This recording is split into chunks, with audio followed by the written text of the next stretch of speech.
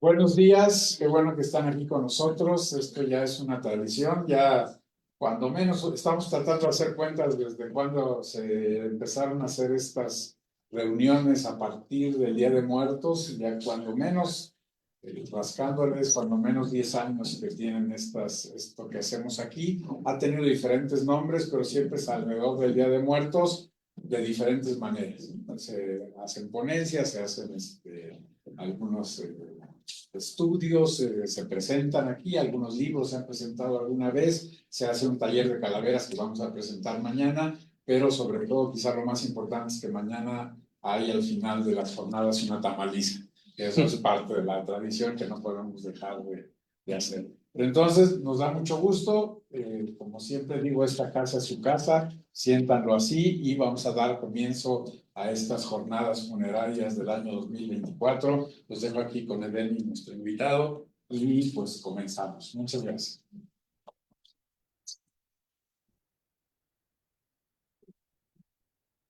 Buenos días, gracias por estar acá. Es complicado, yo creo que hablar del tema Ayotzinapa en unas jornadas así. Yo no lo puedo dejar de mencionar. A mí sí me sigue quebrando un poco, pero bueno, es una buena oportunidad para plasmar al menos.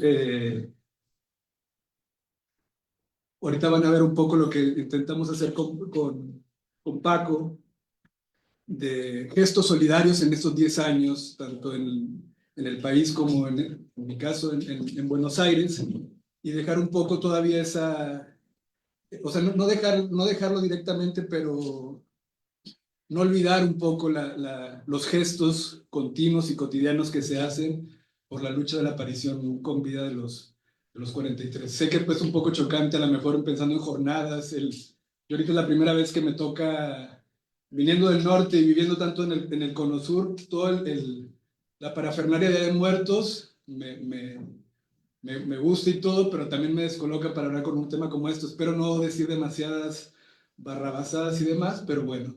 Paco va a iniciar un poco con la cuestión de gestos solidarios desde el país en estos 10 años y un mes de la desaparición de los 43 normalistas. Bueno, pues buenos días a todos y a todas las que nos acompañan. Yo soy Francisco de Parres y estoy como investigador postdoctoral en el Instituto de Investigaciones en Educación de la Universidad Veracruzana, y quiero agradecer al Centro de Estudios de la Cultura y la Comunicación y en específico al doctor Eden Bastida Kulik por esta invitación, y coincido en lo que dice Eden, ¿no? Un poco en el marco de lo que es la tradición, pero también que a veces es importante cuestionar la tradición. Nos preguntábamos cómo poner sobre la mesa un tema tan complejo, ¿no? Tan doloroso como puede ser la desaparición en este país, y no solo en este país, y al mismo tiempo hablar de cuestiones que tienen que ver con la muerte, ¿no? Entonces, de alguna manera queremos reivindicar sobre todo la perspectiva de las familias buscadoras que buscan en vida, es decir, en propia vida como familiares, pero además buscan a sus familiares con vida, ¿no? Entonces, un poco para pensar que esa será parte de la narrativa.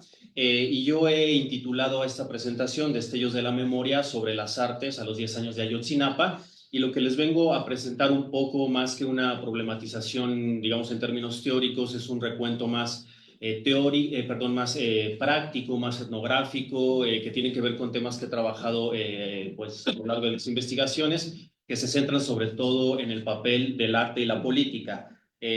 A partir de ahí, bueno, contarles un poco mi lugar de enunciación o mi locus de enunciación, que decimos desde la antropología. Yo de formación soy comunicólogo social, y después estudié la maestría y el doctorado en antropología, siempre centrado en temas que tienen que ver con el arte y la política, y ahora me estoy adentrando más en lo que es el arte, la defensa territorial, y también lo que tiene que ver con la investigación educativa y la investigación en artes.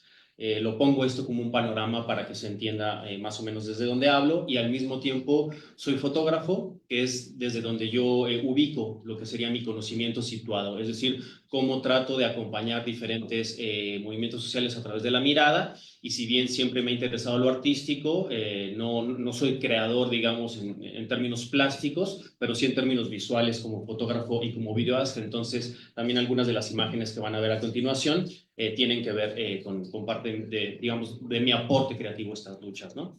Un poco lo que yo les voy a mostrar es estas diferentes expresiones creativas que han acompañado de manera solidaria, y encontré este fragmento de un poema de Guadalupe Flores que se llama Reforma Educativa, que dice: desde el amanecer del 27 de septiembre de 2014, los niños aprenden a leer en México.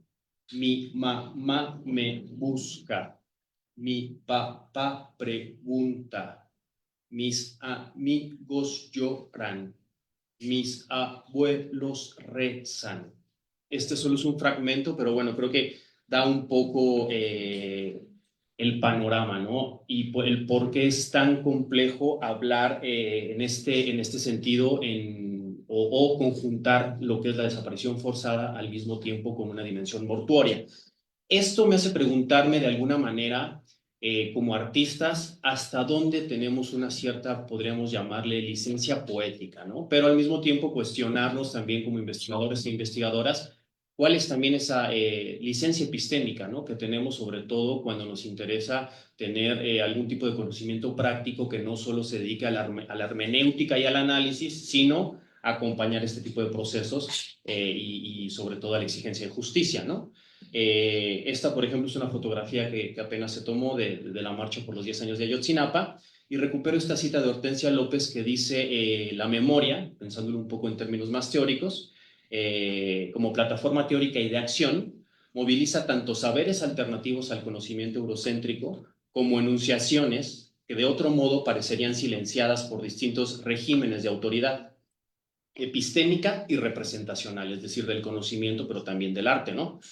Y ella pone sobre la mesa notablemente la justicia del Estado o los medios de comunicación, ¿no? Precisamente estamos en un centro que estudia también la comunicación, que monopolizan en ocasiones los flujos de información, ¿no?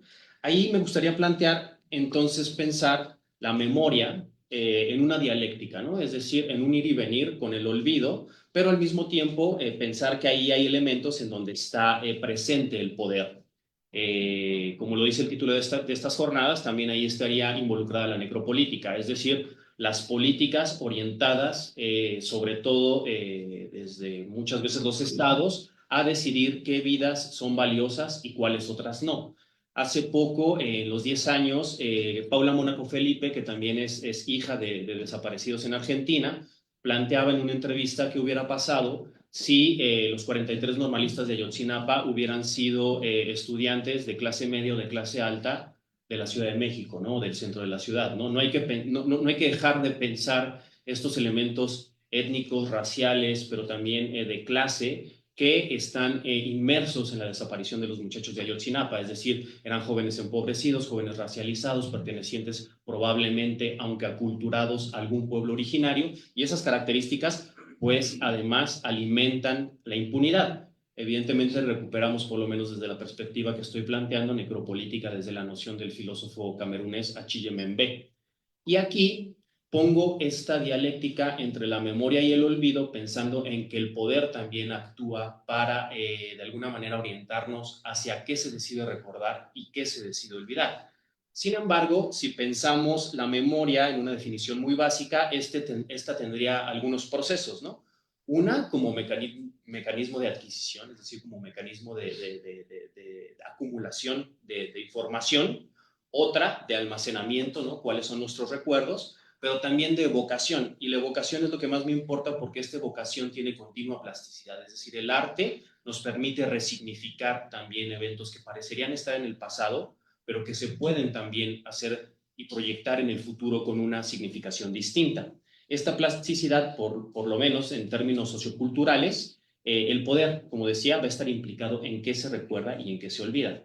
Y aquí, por ejemplo, quise hacer un ejercicio con base en una búsqueda libre en redes sociales específicamente en la plataforma de Pinterest, de 43 carteles, ¿no? ¿Y cuáles eran esos carteles sin ningún tipo de filtro, digamos, en términos cualitativos, sobre la importancia de quién los había hecho, o el artista, si era un artista consagrado, si era un artista que apenas estaba consolidando su carrera, si era un ilustrador, ilustradora? Y vemos algunos de los imaginarios, diría Cornelius Castoriadis, que se mueven en este marco, ¿no? Por un lado, por ejemplo, vemos efectivamente aquí arriba, lo que, no sé si se ve mi puntero, sí, lo que es el Día de Muertos, precisamente, que nos trae acá, pero también vemos nopales, ¿no? Que refieren al imaginario, digamos, del territorio nacional. Vemos también algunas representaciones que tienen que ver con otras luchas como las del movimiento zapatista, y bueno, también, evidentemente, hay estas representaciones como la que está aquí o la que está aquí abajo, que refieren a una cierta corporeización o antropomorfización de lo que es la muerte, ¿no? Entonces, esta dialéctica memoria-olvido, pero al mismo tiempo esta dialéctica vida-muerte está presente en las diferentes artes que han estado acompañando el movimiento de Ayotzinapa. Y otra vez me pregunto, ¿qué límites o quién pone esos marcos de acción de lo que podríamos considerar licencia poética, ¿no? Acá pongo precisamente esta calavera, que no fue casual, pero también este cartel que remarca, ¿no?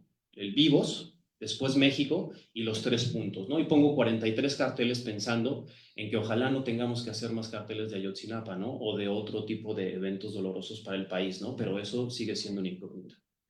En diciembre de 2014, Francisco Toledo, por ejemplo, voló en Oaxaca papalotes con los rostros de los 43 estudiantes, y la acción, decía Toledo, se hizo recordando que en el istmo oaxaqueño se vuelan papalotes para que las almas bajen a través del hilo, como suben tanto, las almas bajan.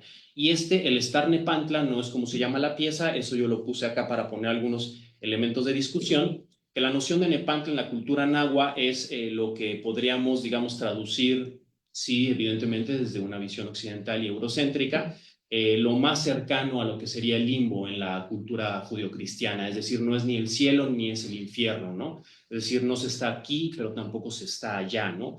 Y de alguna manera pienso que este hilo representativamente, esta es una interpretación que yo hago de la obra de Toledo, es eso que conecta, digamos, donde están las almas, pero que al mismo tiempo no podríamos considerar que son unas almas porque no está demostrado que los estudiantes estén muertos, y ese hilo conecta, digamos, el reino celeste con el reino terrenal, ¿no? Otra de las piezas que se me hizo bastante representativa es esta que se llama Nivel de Confianza, que es una pieza de arte interactivo que consta de una cámara de reconocimiento facial entrenada con los rostros de los 43 estudiantes desaparecidos de la escuela normal, y cuando usted se sitúa enfrente de la cámara, el sistema utiliza algoritmos para encontrar los rasgos faciales de los estudiantes desaparecidos, generando ese nivel de confianza, y muestra qué tan acertada es esa coincidencia expresada como porcentaje, ¿no? Esto, por ejemplo, pone también sobre la mesa elementos como el cuerpo, ¿no? Elementos como la empatía, ¿no? Y bueno, fue una pieza además que a nivel técnico fue muy afortunada, porque al ser solo una pantalla, un software y una cámara, a partir evidentemente de una elaboración conceptual muy densa, se podía enviar de manera digital a cualquier lugar, y esto fue sí montado en museos, pero también en escuelas, pero también en centros culturales, ¿no? Pero también en protestas, ¿no? Entonces, eso nos hace pensar qué tendríamos que hacer desde las artes, pero también desde la ciencia, desde la investigación, para tener un mayor nivel de empatía con el movimiento de personas desaparecidas, ¿no? Por otro lado, también hay una pieza que me parece interesante, que es la del artista chino Ai Weiwei, que plasmó los rostros de los normalistas desaparecidos con piezas de Lego, porque esos Legos imitan un efecto pixeleado de las pancartas de las familias que presentan en sus protestas, pero además este es un rasgo común de las fotografías de desaparecidos en el mundo, ¿no? La pieza se llama Restablecer Memorias, y este es un registro del MUAC de 2019. Lo interesante es que Ai Weiwei se empieza a involucrar cada vez más en el arte político a partir de que él es preso en China por atentar en contra, digamos, de la ideología del Estado, y estuvo 81 días preso hasta que decide salir, y entonces recorre diferentes lugares del mundo acercándose a diferentes luchas. Pero otra cosa que se me hizo interesante es que estas piezas de Lego, en palabras del artista, tratan un poco de democratizar esas herramientas creativas, al pensar que una minúscula parte, como es una pieza de Lego, si las juntamos todas, pues pueden hacer una pieza más completa, pero además que son herramientas que prácticamente cualquiera podría usar. Acá también, por ejemplo, me interesa cómo se ha cuestionado hasta cierto punto la noción de los medios de comunicación hegemónica con este proyecto que se llama El Discurso del artista, del colectivo artístico Gran Nom, que se dedicó a hacer durante un tiempo algunos videoclips en términos técnicos al nivel de lo que nos presentan las industrias culturales, como puede ser MTV o como puede ser, no sé, las grandes industrias, ¿no? Y en palabras de este colectivo, decían que la intención es enfocar el videoclip hecho en particular para responder a las necesidades de solidarizarse de la comunidad internacional y sobre todo con la presentación con vida, ¿no? Otra vez esa demanda de presentar a los estudiantes con vida presente. Sobre todo castigo también a los autores intelectuales y materiales. No sé si se está duplicando el audio o solo es la transmisión. ¿De abajo? Bueno, igual el audio sí, o sea, la pueden encontrar en internet. Esta evidentemente es una versión mucha más baja calidad, pero lo que quería es que se mostrara un poco el lenguaje poético, también el lenguaje en términos de construcción visual y la intención también de disfrutar esas narrativas hegemónicas, ¿no? Y también es más interesante que este video fue, digamos, hecho con licencia, ¿no? Digamos, en complicidad con los estudiantes y con los padres de los buscadores, ¿no? De los estudiantes desaparecidos, ¿no? Con el apoyo y consentimiento. Y al mismo tiempo, actualmente vemos que hay la reactualización de estas narrativas, que precisamente es un documental que se acaba de estrenar, de otro colectivo que se llama Ojos de Perro contra la Impunidad y que se llama Este Arte que Abraza, que hace un recuento de las diferentes acciones artísticas que han acompañado al movimiento de Ayotzinapa durante estos 10 años. Y aquí recupero una cita de Yuri Lotman, que es teoría de semiótica rusa de la escuela de Tartu, que dice: los textos, es decir, como producciones culturales, no solo escritos, sino una obra puede ser un texto, que por la complejidad de su organización en términos comunicativos alcanzaron el nivel de arte, no pueden en absoluto ser depósitos pasivos de una información constante, puesto que no son almacenes, sino generadores. Es decir, una obra puede inspirar también otras obras. Los sentidos en la memoria de la cultura no se conservan, sino que crecen. Los textos que forman la memoria común de una colectividad cultural no solo sirven de medio de desciframiento de la cultura, sino también generan nuevos textos. Es decir, esto como en términos de inspiración. Acá pongo este ejemplo, voy cerrando, de otro tipo de ejercicios, digamos, más como de la militancia urbana, de la militancia de las calles, de la militancia de a pie, que no son esos artistas, digamos, entre comillas, consagrados que vimos en la primera parte de la presentación, sino que son colectividades, ¿no? Digamos, podríamos decir ciudadanas o colectivas que tratan de acompañar también estos procesos. Y aquí pongo, por ejemplo, unos bordados que ahora actualmente se están exponiendo en el Museo M68 de la UNAM en Tlatelolco, que en un principio estaba dedicado a la memoria específicamente de la masacre del 2 de octubre, pero que después fue ampliando, ¿no? En este ir y venir de la memoria, fue ampliando sus temáticas, ¿no? Al movimiento feminista, pero también al movimiento zapatista, a la defensa territorial, a la defensa ecológica, etcétera. Y ahora también ahí hay obra, digamos, partícipe del movimiento de Ayotzinapa. Y este otro que es un cartel que fue Música contra el Olvido, que se hizo en la toma del ex INPI, ahora Casa de los Pueblos Amir Flores Soberanes, que tiene tomada la comunidad otomí en la Ciudad de México, perteneciente al Congreso Nacional Indígena en demanda de vivienda. Esta, por ejemplo, también como una especie de obra colaborativa, se me hace interesante, que es de Alejandro Miller, donde artistas, artesanos, eso yo no son mis palabras, yo problematizaría más la noción de artesano, pero bueno, crearon tortugas de papel maché y la colección ha sido exhibida también en otros circuitos que salen, digamos, del mundo del arte hegemónico, ¿no? Como plantones, SHs primarias. Y este que pongo acá abajo es un mural que hizo los estudiantes de Ayotzinapa convocados por el museo, ¿no? Entonces también hay una intervención de lo público, entre comillas, hacia lo privado, por lo menos en términos de espacio. Y cierro con esto, ¿no? O sea, pensar que también lo que sucede en el caso de Ayotzinapa no es una cuestión particular, pensando en que México tiene 130,000 personas desaparecidas reconocidas por el Estado, ¿no? Eso nos quiere decir que la problemática es aún mucho más profunda. Estas son fotos de algunas movilizaciones actuales. Aquí, por ejemplo, vemos a Alicia de los Ríos, ¿no? También hija de desaparecidos del 2 de octubre, bueno, de la época del 68. Y acá vemos una ampliación del antimonumento, también pensándolo en términos creativos, como una toma del espacio público, que por los 10 años los madres y padres de Ayotzinapa decidieron poner todos los 43 rostros de los normalistas y además un QR con la información y las investigaciones del grupo de expertos independientes, ¿no? Argentino, y eso se tomó y se instaló como parte de la marcha de los 10 años. Sin embargo, al día siguiente esos rostros amanecieron violentados, ¿no? En específico, 2 rostros de 2 normalistas amanecieron rotos y también amaneció roto el QR donde se puede consultar imágenes y archivo de la investigación, ¿no? Entonces, otra vez pongo en tensión la memoria y el olvido, ¿no?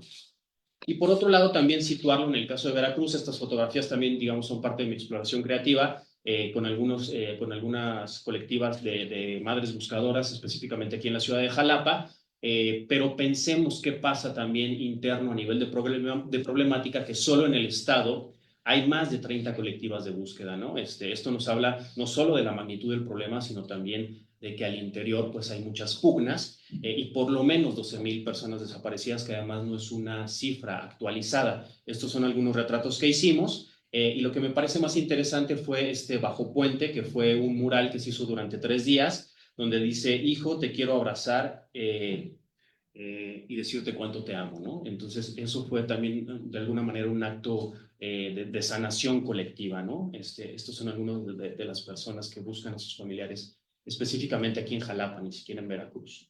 Y cierro con esto, ¿no? Pensando en que los actos de la memoria promovidos desde el activismo y la práctica artística, si bien persiguen la procuración de justicia, no dejan de construir rituales para la transformación colectiva de fuerzas emocionales muy dolorosas, ¿no? Y precisamente es una intervención que se hizo en la última marcha de Ayotzinapa, ¿no? Donde además se valló por completo el Zócalo, ¿no? Que dice: viven en nuestra rebeldía. Y esta es otra de un acto muy bonito donde quizá difícilmente se puede ver a los familiares de la búsqueda de personas desaparecidas sonriendo, y pues aquí lo lograron diferentes colectivas de Jalapa al ser un acto después de la marcha del 10 de mayo donde se les dieron bengalas, y creo que es también con esa imagen con la que me quiero quedar y pues reiterar porque vivos se los llevaron, vivos los queremos. Muchas gracias.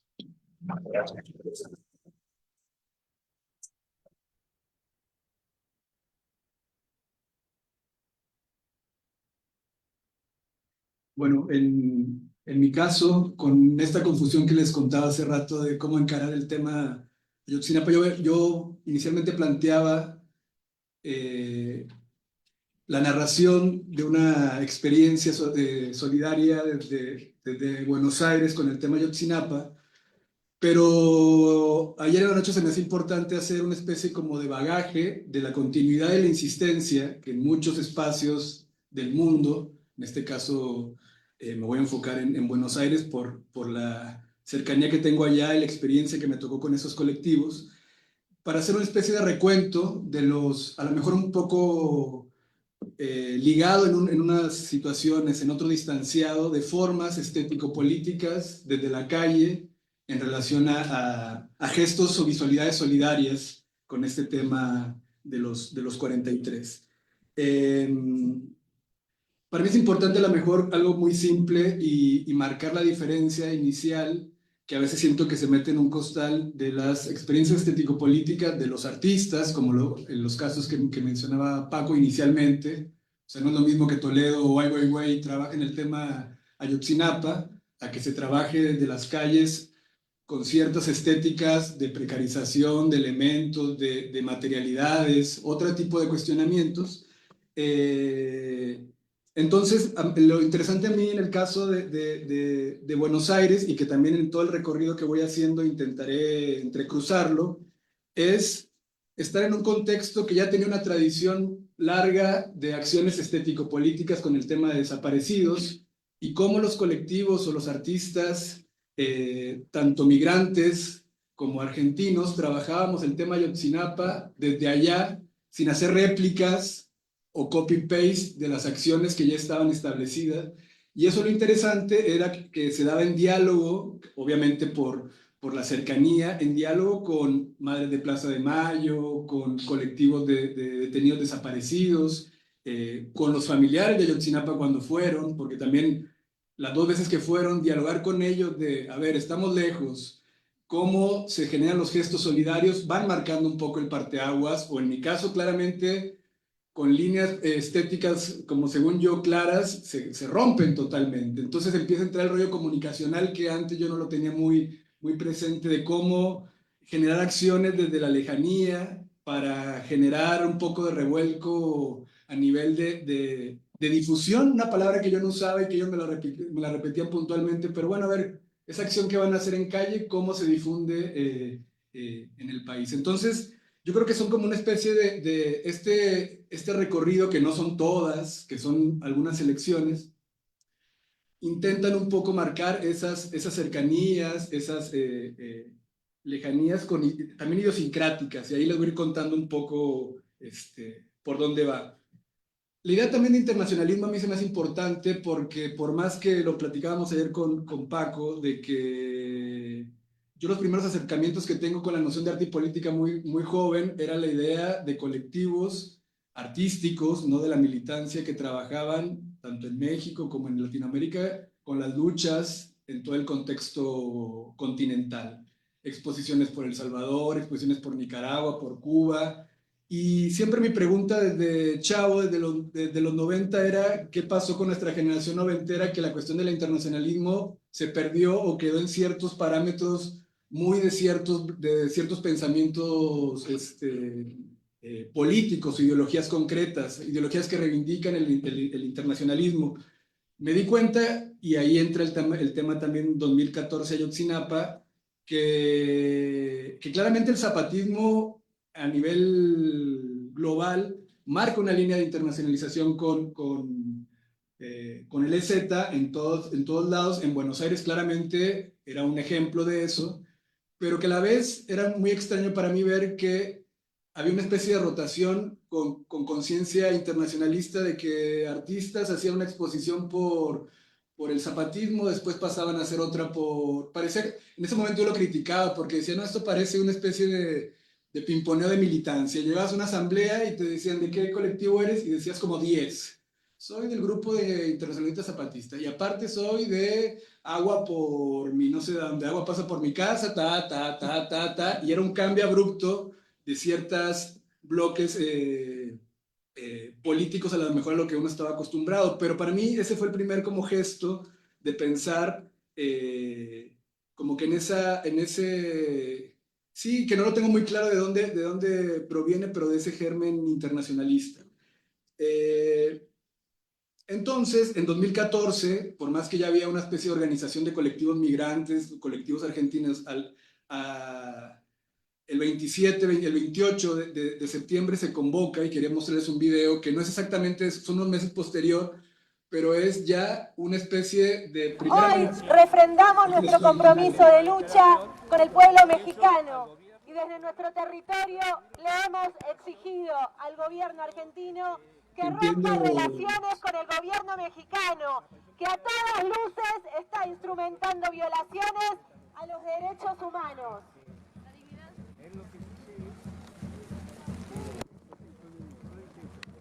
El pasado 1 de diciembre entregamos una carta en Cancillería donde se exigió lo siguiente: un pronunciamiento sobre el caso de Ayotzinapa ante la opinión pública nacional e internacional de Argentina, en el que haga patente su lucha en favor de los derechos humanos. Llevar el tema a discusión a la 24ª Cumbre Iberoamericana de Jefes de Estado y de Gobierno, que se llevará a cabo en la ciudad de Veracruz, en México, los días 8 y 9 de diciembre de 2014. Que la Argentina aborde la causa de los desaparecidos en México y presente un reclamo ante la Organización de Estados Americanos, a fin de que este organismo discuta, sancione la supresión de los derechos humanos en México, considerando que la actual situación atenta a la estabilidad de toda la región. A la fecha, no ha habido ninguna acción por parte del gobierno argentino de romper relaciones. Por el contrario, se han estrechado los lazos económicos, políticos y sociales entre ambos países, donde México aparece cada vez más en la agenda cultural y social de la Argentina, encubriendo así la gravísima situación que se vive en el territorio mexicano. Quienes hoy nos movilizamos, denunciamos la complicidad de ambos estados y continuamos con la exigencia de la aparición con vida de los 43 compañeros de Ayotzinapa. Juicio castigo a los responsables intelectuales y materiales de la masacre ocurrida el pasado 26 de septiembre, así como el cese de terrorismo de Estado en México por la plena vigencia de los derechos humanos. Señores, si en verdad se hubieran indignado de los hechos ocurridos en Ayotzinapa, desde ese tiempo ya hubieran sacado un comunicado pronunciándose, exigiéndole al Estado, al gobierno mexicano, que presente a nuestros compañeros con vida.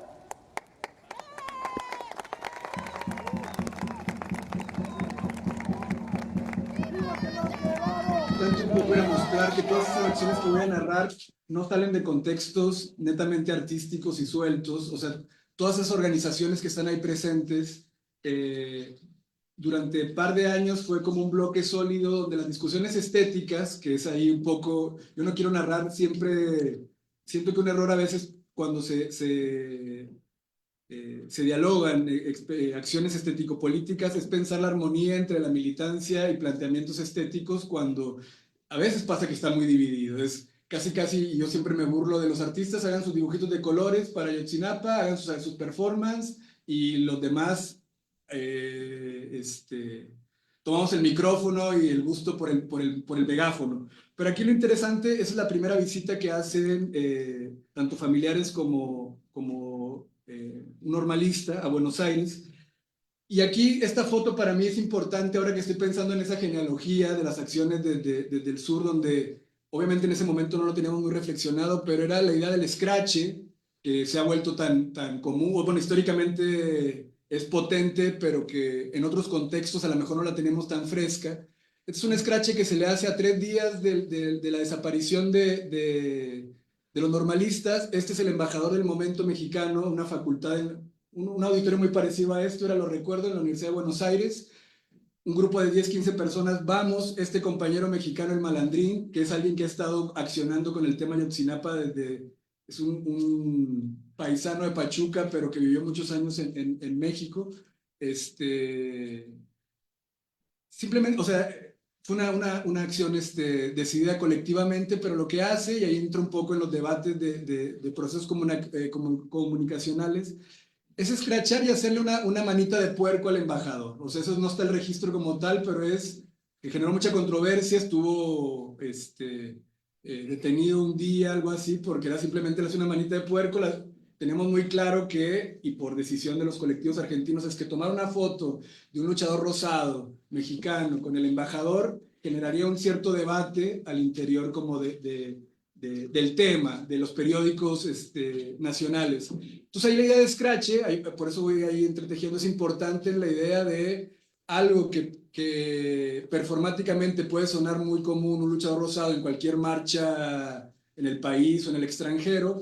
Esos gestos ya directamente de confrontación puede ser. Él usa una palabra que para mí es clave en todas sus acciones, que es como, yo quiero ser la pulga en el perro. O sea, ese era su concepto artístico, que para mí es como de los más potentes en el performance que he escuchado. Y muchas acciones, ahorita vamos a ver más de él, están enfocadas a eso. Esa es una primera acción, quizá a los pocos días, y ahí por eso digo, la idea del escrache como elemento histórico de tradición de lucha está presente. Si quieres pasar a la... Acá otro elemento que es interesante, más allá que acá remita el no más a lo de Sicilia. El no más es una acción histórica de los 80, muchos deben de conocer del colectivo CADA en Chile, en época de dictadura, y nosotros también con la complejización justo de elementos materiales, de precarización en los procesos de lucha, este afiche, y es una especie de, yo soy muy partidario de eso y ahorita lo van a ver en otra acción, el recicle artístico, y no solo el recicle artístico como moda de el arte con basura, este afiche se regalaba en una muestra de arte y político, Perder la forma humana, que también creo que vino a México al MUAC en algún momento. Entonces, los rondines cotidianos era ir al museo a ganarte un bonche. Ahorita hay una imagen si quieres pasar este... Esa es la foto del museo con todos los afiches. Entonces teníamos que hacer rondines en agarrar esa materialidad del no más, que era un souvenir museístico que tanto nos gusta y que siempre nos llevamos 10 y luego terminan ahí arrumbados. Pero acá era la reutilización, y ahí el concepto clave era un poco, son acciones callejeras, contexto CADA en los 80s contra la dictadura de Pinochet, llevadas al museo, que ahí siempre hay una crítica y una discusión del arte político llevada al museo, pero que volvían a la calle. Nos interesaba como que esa especie como de ciclo de las materialidades vueltas a la calle, y que el arte y política no se quede solamente en los museos. Entonces, todo esto era muy empírico en ese momento. O sea, no estaba, esto que digo ahorita suena muy, qué claridad, y, o sea, es como, pero era claramente cuando sale la fotocopia, ve por esta por allá, hay unas ahí, te agarras un bonche. Entonces esta idea después se replicó un par de veces. Chequen esta exposición, que es interesante porque es un recorrido en Latinoamérica, creo que es de las más completas últimamente, de un recorrido de arte y política, no recuerdo si es desde los 60s hasta fines de los 80. Y ahí también las conexiones latinoamericanas que siento que en cierto periodo se perdieron en el arte y la política. O sea, acá no representa mucho a nivel como de influencia, cuando fue una especie de línea histórica de acciones en dictadura. Si quieres la siguiente, Paco. Bueno, acá está el afiche justo del CADA, no sé, se ve muy pequeña, ahí fallé, que es en un puente, se hacía muy seguido en Chile, que después, no, o sea, lo de Sicilia creo es 2011, pensemos 2014, 2011, 2010, pero esa reactivación de esa consigna. Como vimos en la imagen primera, en nuestro caso solamente era lo de, y que también es controversial, y me acuerdo que lo dialogamos mucho, lo de no solamente meter el tema de Ayotzinapa, sino crímenes de Estado. Dicen, si puedes pasar la anterior. O sea, ahí también puede ser controversial en esos primeros momentos de que había sucedido lo de Ayotzinapa. Entonces, siento que también esa confusión hasta de consignas, de posicionamientos, y más dialogando idiosincráticamente dos contextos, como los compas argentinos pensaban que nosotros las teníamos clara de cómo se tenía que encarar la lucha por desaparecidos en Ayotzinapa, o cuando fuimos a Uruguay o a Brasil, y no, o sea, era así como estamos así, tratando un poco de posicionarnos desde nuestro entender. Bueno, ahí está el mismo compa, que se volvió una especie como de... Ahí generaba todo un revuelo, porque por más que parece el que le gustan los reflectores, pero nos dimos cuenta que era necesario jalar a este compa o estar presente del tema prensa. O sea, eran acciones que a veces llegaban a México, nos dábamos cuenta, porque claramente el fotógrafo periodístico va a correr a ver al Chapulín Rosado, a tomarle... Se volvió como una especie o sea, por más que militaba directamente, no era alguien que llegaba solamente a las acciones, se volvió como una especie de ancla de prensa. O sea, y se mantuvo durante largo tiempo. Esto para mí es muy importante porque se da en una marcha del 24 de marzo, Día de la Memoria en Argentina, y en ese momento, uno de los tantos momentos de polarización, acá decidimos una acción que era marchar 43, solamente en esa marcha, pero lo interesante un poco era, y ahí se da otro proceso de solidaridad internacionalista, es que por un lado hay una marcha en ese momento, no sé ahora cómo opere, creo que ya hay una unidad claramente por resistencia entre el gobierno actual, o más, no sé cómo esté ahorita el asunto, pero por un lado una izquierda más independiente, que es la que estábamos nosotros más ligados, y por otro lado el peronismo el mismo día, y nosotros en medio.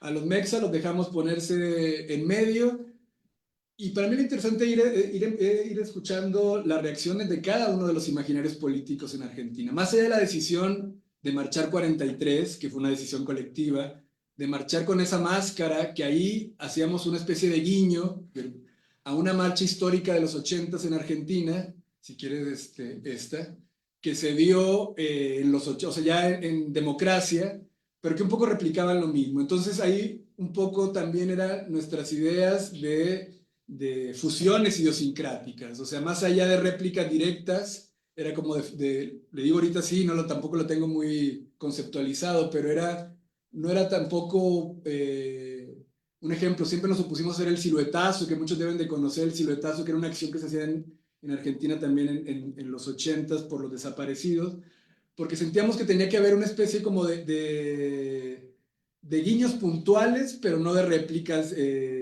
directas. Entonces, esa acción se hizo el 24 de marzo y tiene esa conexión un poco en función de la marcha de los 80s.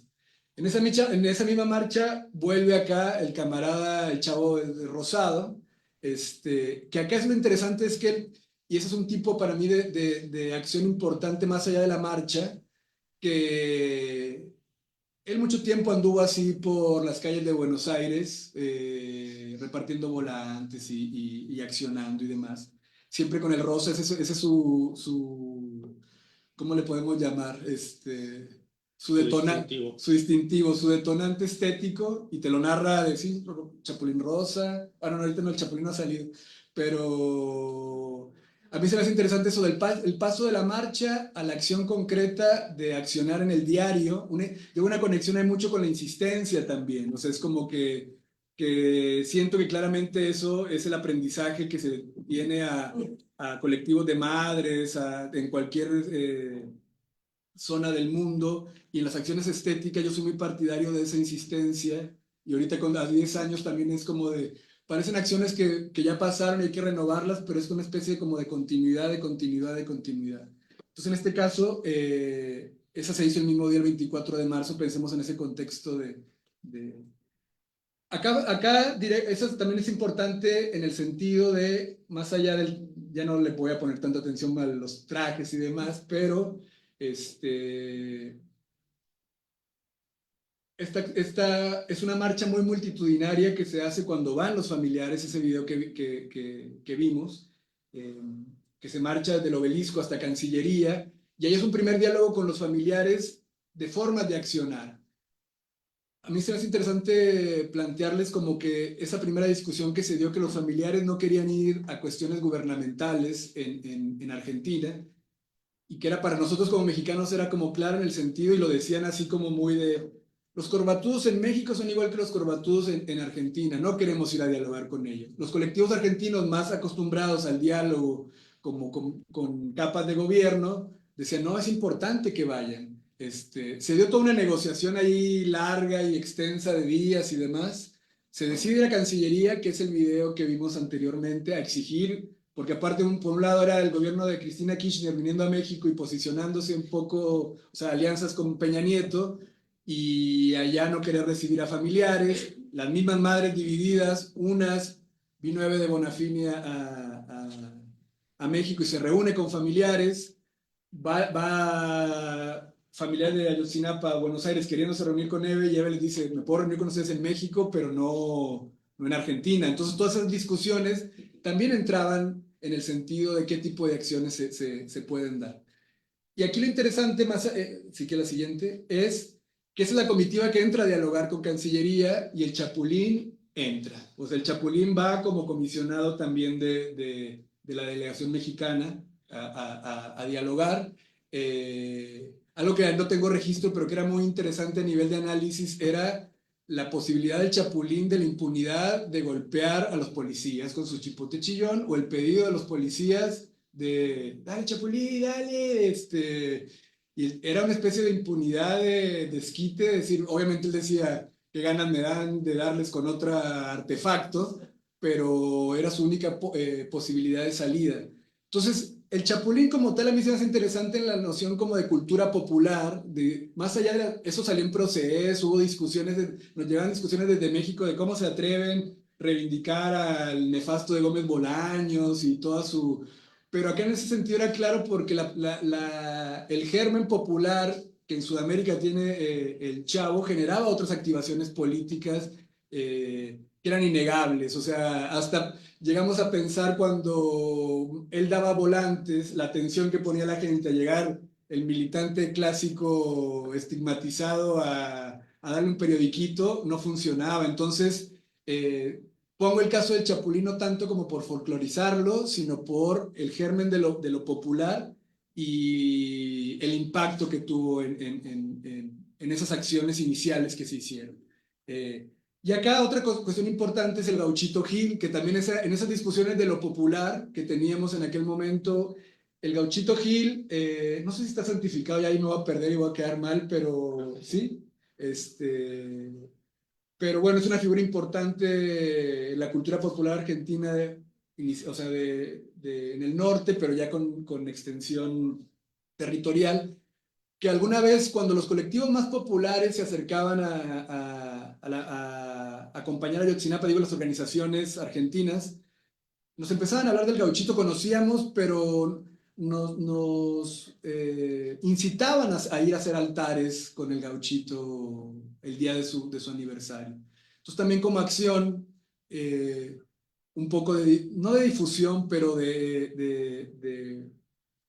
o sea, 4 o 5 años, todos los 8 de enero íbamos a poner las 43 velas, y luego hay otra imagen ahí esa que para mí es muy potente, que en muchas rutas argentinas ves esos árboles con banderas rojas. Nosotros hacíamos algunas cuestiones del 43, después nos llegaban así comentarios a los mails en aquel momento de qué son los 43. Se daba un diálogo que a lo mejor es como muy hormiga, la difusión del tema Ayotzinapa, pero era importante y esa era una necesidad que teníamos de plantear toda esta problemática de otros lenguajes, que no fuera necesariamente la forma del arte y política y de la militancia pura y dura.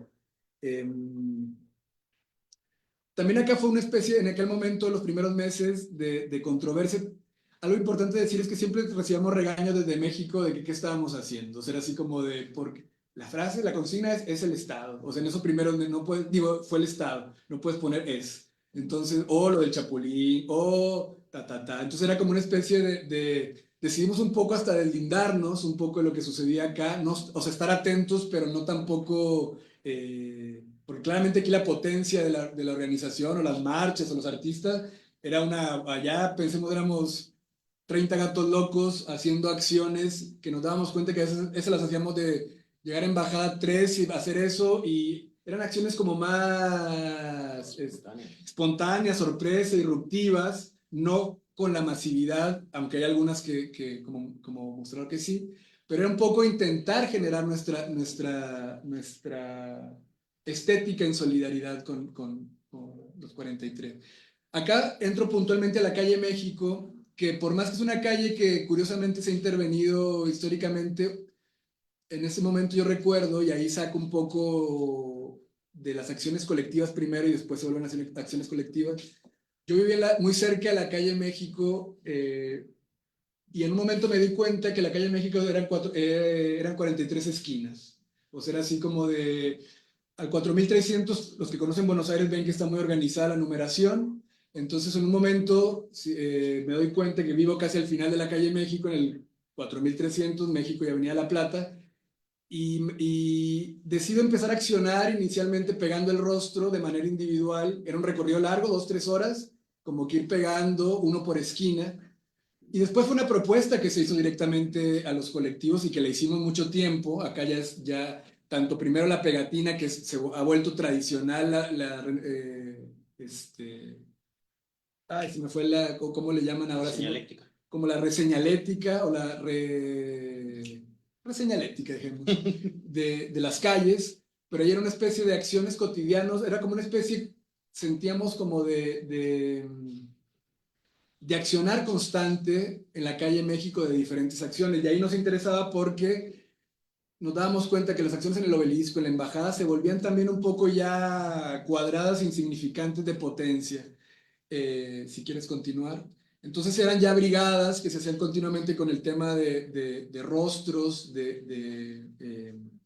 primero se hizo lo de la calle, después se hicieron los rostros, y que también en ese recorrido de casi 2 horas pasas por varios contextos, y eso era interesante porque pasas por un contexto clase mediera, un contexto popular, un contexto de diferentes ámbitos, y para mí era muy loco, así como casi una calle derecha, caminar a 2:30, o sea, 2 horas y media, 3, haciendo ese tipo de acciones. Un poco lo que sí quiero que quede claro es la permisividad de acciones en el espacio público en ese momento, que acá no la tenemos. O sea, ahí parece, o sea, estamos fiesteando, alguien saca una caguama ahí y está pegando y no pasa nada. Ese es un condicionante que creo que también no hay que olvidarlo y pensar. Ahora claramente eso en el contexto de Buenos Aires ya no se da igual, pero en ese contexto sucedía. Ese recorrido terminó, y muy ahí sí como con los aprendizajes o con la idiosincrasia mexicana, con un colectivo argentino. Llevó una piñata de Peña Nieto al final del recorrido de 2:30, 3 horas. Se terminó con piñatas quemando y demás. Por último, en cuestión, creo que de la calle México, en esa continuidad, en esa insistencia que les digo, este afiche de violencia es un afiche emblemático del artista Juan Carlos Romero de los años 70, que él pegaba en dictadura, que en la misma estrategia que comenté con el No Más, junto con otro artista compa argentino, Hugo Vidal, cuando fue la última exposición de Juan Carlos Romero en el Museo Nacional de Bellas Artes, regalaban esas réplicas del afiche, el Violencia, la misma estrategia. Vamos cada fin de semana a agarrarnos un bonche, a reintervenirlo, en este caso con la leyenda estatal en México, y a volver a hacer la pegatina durante mucho tiempo en la calle México. Entonces ahí ves, si ven todavía y aparte ya decisiones que a lo mejor son, muchos dicen caprichosas, pero es ponerlo, a mí está lo de las Bellas Artes, toda esa cuestión, ponerlo en el mismo lugar donde habíamos puesto el del rostro. O sea, ya era una obsesión, que una vez hubo un artista que también de la nada nos dijo, ya tengo localizado dónde pusieron los rostros en todas las esquinas, daba direcciones, ya era medio policíaco, y era así como esta calle México al 373 en la calle tal. Y eso nos hizo detonar qué pasa si la continuidad es en el mismo lugar, porque también se volvió una esquina homenaje emblemático a cada normalista. Y ahí lo conecto con cuando fueron familia, la segunda vez que fue doña Cristina a Buenos Aires. Ella sabía, le habían contado que el rostro de su hijo estaba en Calle México y Entre Ríos, y quería ir a Calle México y Entre Ríos a pegar el afiche de su hijo. Ya no era no era esa lógica de como nos pasa a veces, y no digo que esté mal o se tiene que discutir, de ponemos los rostros de donde vayan. Acá ya tenemos una noción como a lo mejor muy cuadrada, y que creo que se la debemos para mal a Gerardo del Oro, ese artista que hizo el recorrido fotográfico durante años de dónde estaban los afiches. Pero bueno, aquí yo creo que lo interesante es ese nuevo recorrido de la calle México, retomando un cartel histórico de época de dictadura, reinterviniéndolo. Y un punto interesante es que Juan Carlos Romero antes vivía en la calle México, ese artista, entonces también le pegatinamos la casa, había contacto con él, agarra su afiche, lo guarda, es parte de su archivo. Pero bueno, lo interesante un poco, creo que en esta acción se congregan varias de las cuestiones que estoy hablando, de contagio, de reintervención, de la calle al museo, del museo a la calle. Entonces, esa se hizo también un par de años en la calle México, muy a dueto con Hugo Vidal. Creo que ya hay una acción más y terminamos. Bueno, ahí son más imágenes en relación a eso. Mira, se llega a dar todavía 2 rostros, en algunos momentos los quitan. En algún momento hubo plastas como de 3 o 4. Y por último, que aquí es una especie de traducción que también nos llevó mucho diálogo realizarla. Yo cuando ya previa pandemia vuelvo a México, junto con LEDAR, que es el laboratorio de diseño de Alicia Portillo, o sea, es un laboratorio en la UNAM, en la FAD, que lo dirige Alicia Portillo, una editorial en tipos móviles. La ficha de violencia es una estética de imprenta en tipos móviles.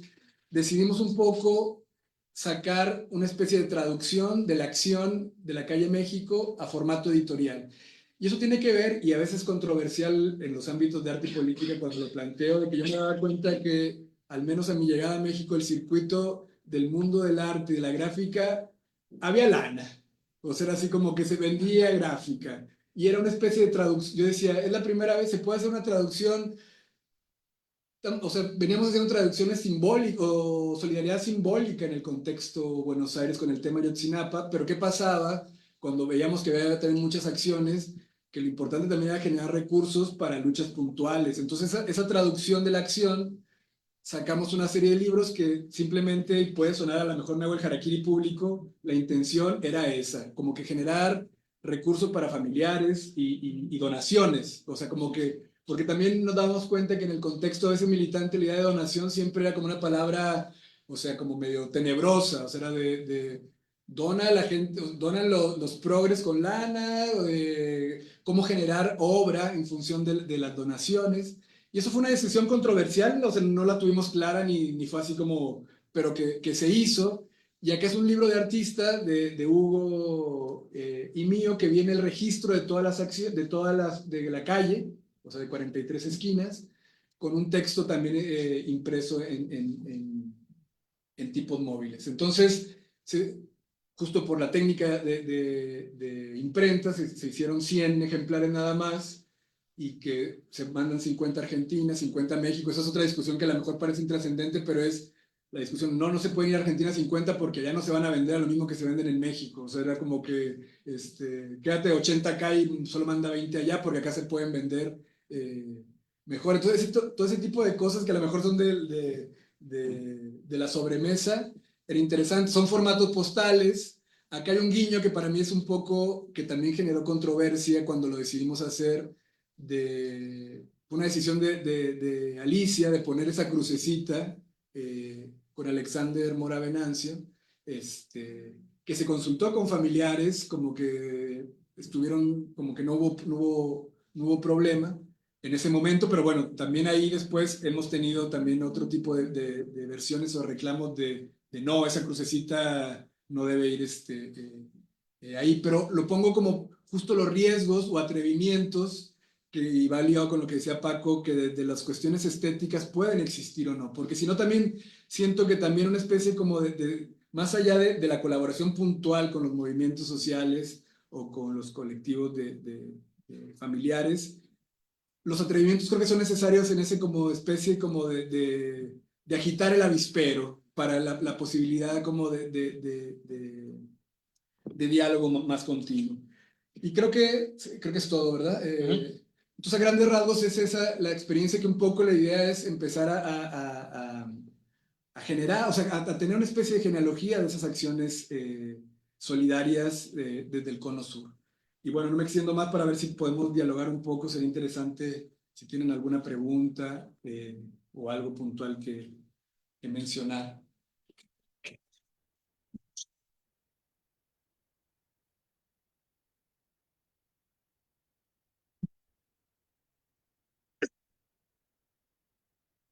Tenemos algunos minutos para alguna intervención. Si alguien quiere preguntar algo, quiere debatir, quiere aportar. Yo tengo algunos elementos que me detonó lo que decía. Por acá.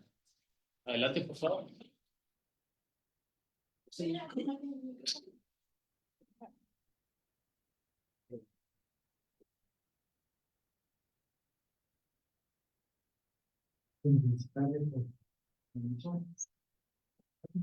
Sí, pero muy puntualmente,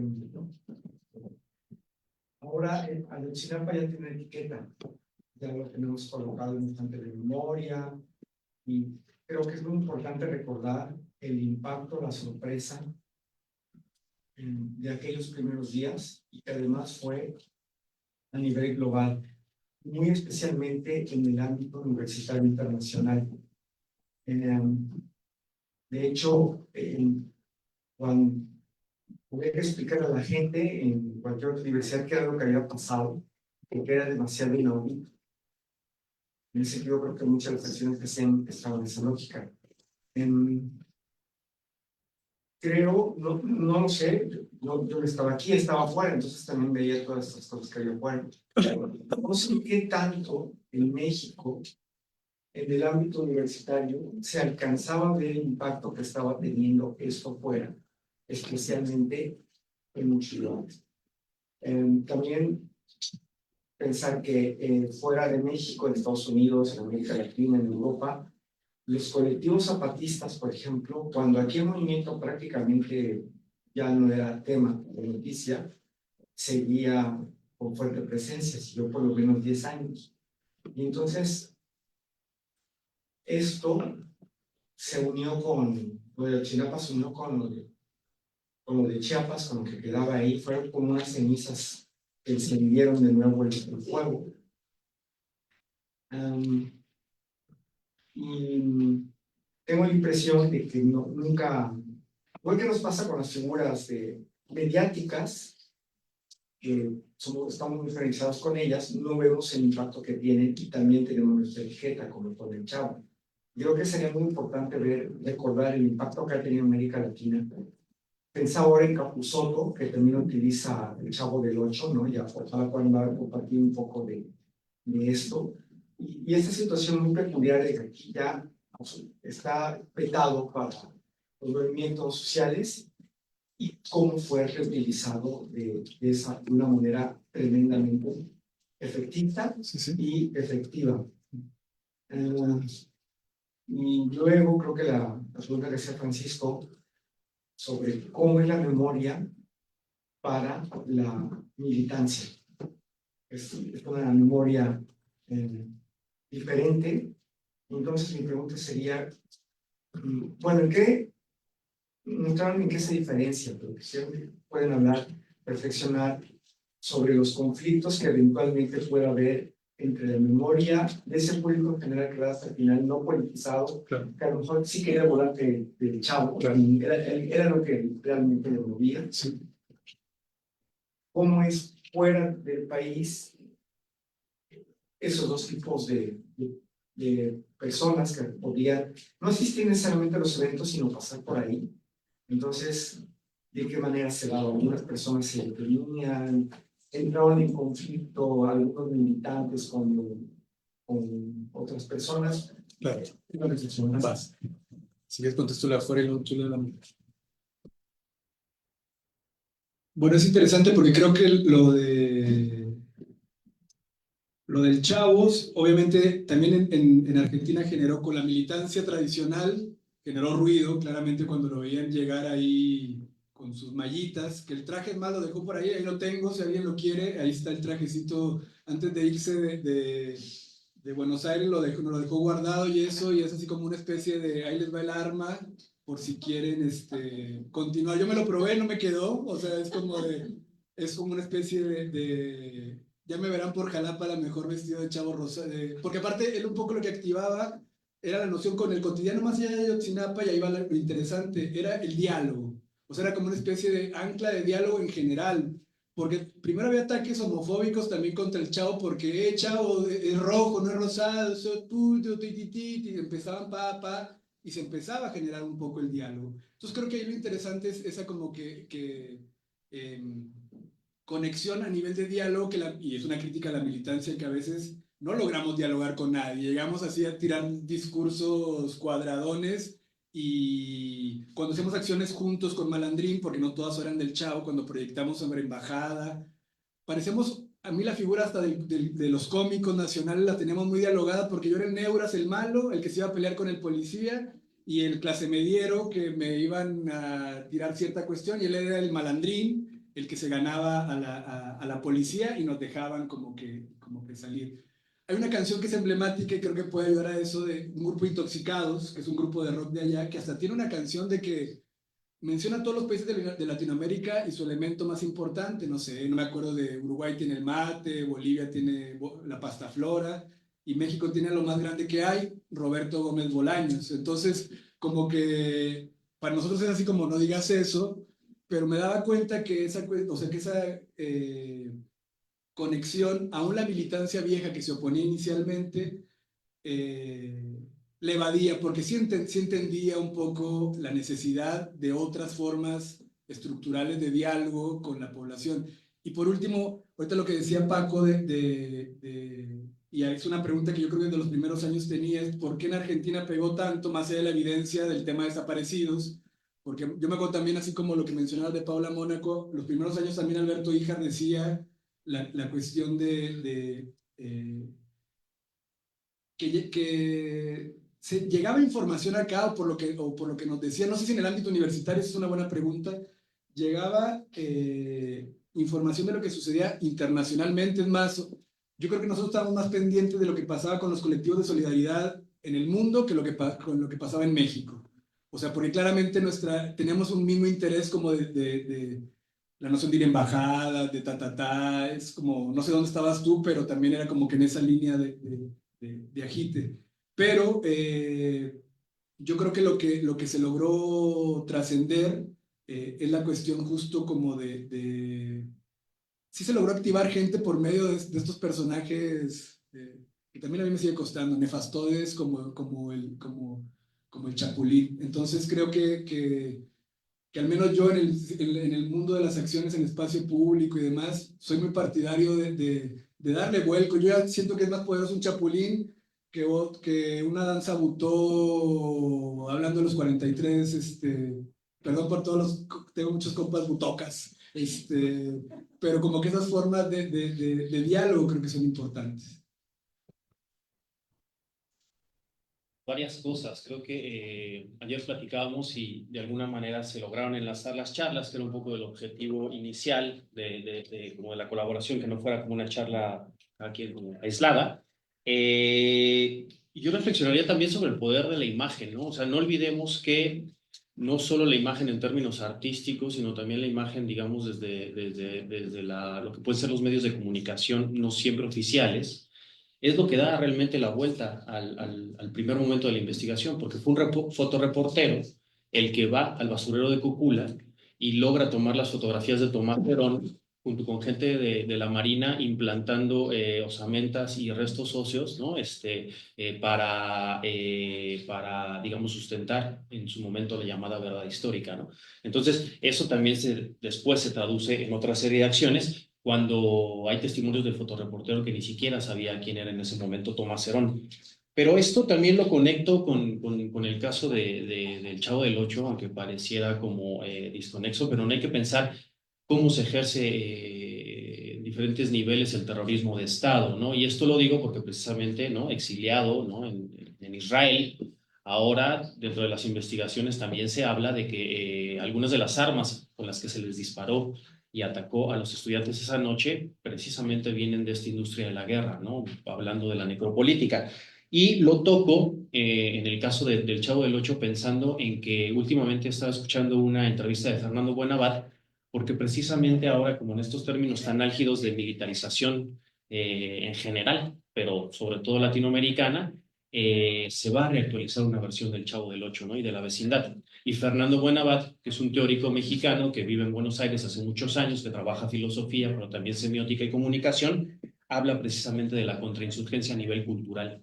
Entonces, esto lo pongo sobre la mesa pensando en que Milei, ¿no?, esta figura tan controversial, retoma este concepto gramsciano, ¿no?, de la batalla cultural, y digamos que la escalada de los fascismos o de las extremas derechas, bien que tienen claro que esta dimensión de los medios de comunicación, de los programas de televisión, son muy importantes.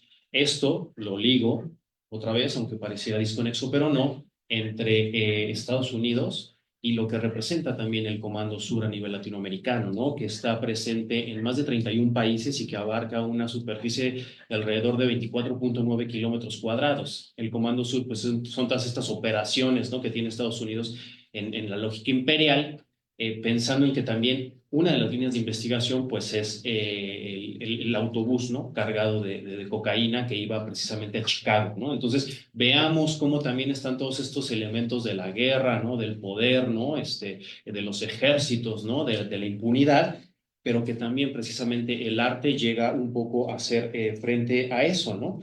Y pensaría, por otro lado, cómo hay un proceso desde lo poético, desde lo creativo, desde lo artístico, a la resignificación simbólica, que es precisamente lo que nos mostró Edén, que por un lado, ¿no?, puede parecer ignominioso el caso de Roberto Gómez Bolaños y toda esta estrategia de contrainsurgencia mediática como una apología de la pobreza, y traía a colación a Fernando Buenabad, porque él dice, y tiene una investigación reciente, donde se ve que en todos los procesos donde hubo dictaduras en América Latina, Roberto Gómez Bolaños y Televisa tenían juntas, incluso directivas, donde este señor decía que Augusto Pinochet era el mejor presidente que había tenido Chile, por ejemplo. Cómo se pasaba en televisión al Chavo del Ocho para preparar después el golpe contra Salvador Allende, ¿no? Lo mismo en Argentina, lo mismo en otros lados, pero a través del arte, cómo se resignifica esta figura, en este caso el Chapulín Colorado y el Chavo del Ocho, se me hace muy interesante, ¿no? Como estas lecturas, pensando precisamente en el caso de la memoria. Pero esto también trayéndolo al contexto actual, hablo de la militarización, en la cual y militarismo y militarización, que no es lo mismo, cómo se va a reactualizar este Chavo del Ocho, pero también, pues que el Estado sigue operando de una manera similar, ¿no? O sea, se sigue, ¿no? Criminalizando a la disidencia, se sigue espiando a los activistas. El caso más reciente también, de alguna manera coyuntural ligado a desapariciones forzadas, fue el asesinato del padre Marcelo en Chiapas, acusado de la desaparición de 19 personas. Evidentemente por los diferentes poderes que se mueven ahí, hasta que llegaron, bueno, a callar esa voz. Pero también el caso de Yankee Cotán, ¿no? O sea, no olvidemos que el 43 es un número simbólico, y ayer platicábamos de por qué 43 y no 46, ¿no? Porque hubo 3 normalistas más asesinados, pero en realidad fueron 7 personas, las otras 4 que no eran normalistas. Sin embargo, ese 43 de alguna manera se condensa como un elemento simbólico también. Sin embargo, el número es mucho más alto, ¿no? O sea, no se nos olvide que el año pasado se asesinó otro normalista en las puertas de Palacio Nacional exigiendo justicia, ¿no? Al mismo tiempo que ese 30,000 desaparecidos de Argentina también es un número simbólico, porque realmente el número no se sabe. Platicando con algunas colectivas de búsqueda de desaparecidos y desaparecidas en Argentina, se les hacía impresionante que su cifra, digamos, por lo menos a nivel público, simbólico, eran 30,000, cuando acá en México tenemos 130,000, ¿no? Sin embargo, allá la memoria de la desaparición parece que está de alguna manera más presente. Y por otro lado, hablando de Ayotzinapa quizá como una etiqueta, también pienso que al mismo tiempo la importancia de Ayotzinapa representa una ruptura con la narrativa de la no complicidad entre el Estado, los grupos del crimen organizado y las fuerzas del orden, ¿no? Por no decir como fuerzas represivas. Y ayer estaba leyendo una entrevista de Cuauhtémoc Medina, que por muchos años fue el curador de la UNAM, y él hablaba de que específicamente la imagen de Julio César Mondragón, a la que le quitan el rostro, pues también pasa a la historia como un parteaguas en la cultura visual mexicana, ¿no? Pero ¿qué nos está diciendo un país, ¿no? O una colectividad amplia cuando una imagen tan encarnizada como esa pasa a ser representativa de la cultura visual nacional? Esto pensando en que además, si lo vemos desde la necropolítica, pues es un mensaje claro, ¿no? Como de terror. Y por otro lado, recupero este cartel, que es un evento de las diferentes colectividades. No las voy a nombrar todas para que no se queje. De los colectivos. Soy del colectivo tal. Sí. Pero bueno, uno de ellos es la Red Universitaria Anticapitalista, que es una organización en la que tratamos de acompañar los procesos tanto del Ejército Zapatista de Liberación Nacional como del Congreso Nacional Indígena, y eso lo hago en referencia precisamente a la pregunta del compañero, porque no son los colectivos zapatistas los que, digamos, de alguna manera mantienen viva la memoria de la desaparición en un cierto tiempo, sino hasta la actualidad. Tuvimos la oportunidad de estar presentes en territorio en el 30 aniversario del alzamiento armado, en el Caracol Dolores Hidalgo, territorio que ahora está muy disputado por los grupos del crimen, y precisamente las comunidades zapatistas pusieron al frente del templete sillas, ¿no? Con las personas ausentes, ¿no? Entre ellas era la niña asesinada, el niño asesinado, etcétera, pero también eran las familias y las madres buscadoras. Entonces, en una respuesta a ese organícense, que siempre han invitado a las comunidades autónomas, para quien pueda, quiera, se está organizando este festival que se llama Resonancias del Caracol. Es la segunda edición que lo hacemos, que en este caso se va a llamar, o se llama ya, memorial musical por nuestros desaparecidos y un alto a la guerra en Chiapas, ¿no? También en el contexto, pensando en que quizá acá nos centramos más en la plástica, pero también desde la danza, desde la poética, desde el performance, hay muchas diferentes expresiones desde las artes que han acompañado estos procesos.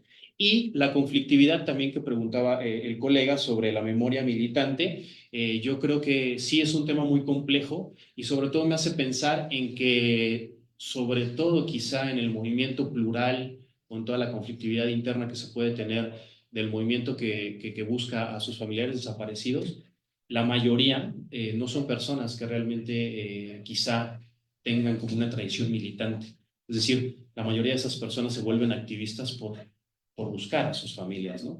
Y muchas veces cuando a veces se habla con familiares, es complejo que lleguen a entender que no es que su familiar estuviera en el lugar, en el mal lugar, en el momento no indicado, sino que es parte de una lógica sistémica, ¿no? Es parte de una lógica estructural, precisamente de la necropolítica como forma de ordenamiento territorial, a propósito del nombre de estas jornadas, ¿no? Entonces, creo que ahí es un paso, ¿no? Que aún, por lo menos a nivel personal, yo no he logrado dar.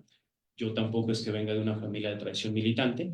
Sin embargo, pienso que sí el arte es una herramienta para tratar de construir empatía hacia otros procesos, incluso con los de las personas que se tuvieron que volver activistas por obligación, por así decirlo, ¿no? Entonces, bueno, ahí la memoria creo que actúa en diferentes niveles y también dependiendo de los procesos tiene sus particularidades. Por eso creo que acá también un esfuerzo es hacer este tipo de conversatorios, ¿no? Que creo que son muy necesarios, ¿no? Para no olvidar, ¿no? O sea, que es una historia bien reciente. Bueno, pues damos las gracias a Francisco.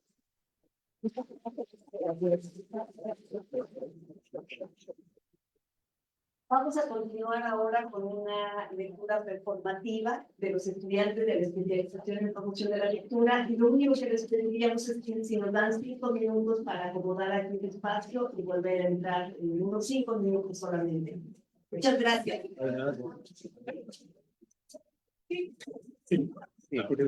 Sí.